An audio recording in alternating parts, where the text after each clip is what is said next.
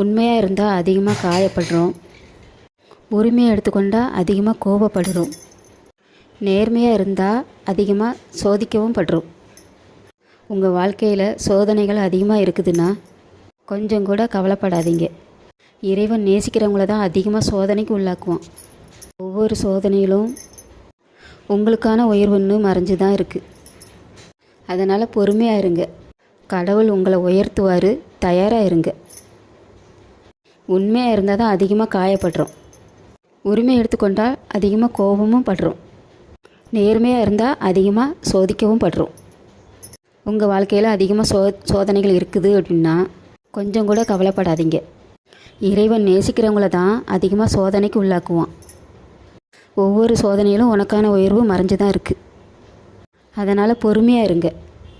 கடவுள் உங்களை உயர்த்துறதுக்கு தயாராக இருக்கிறார்.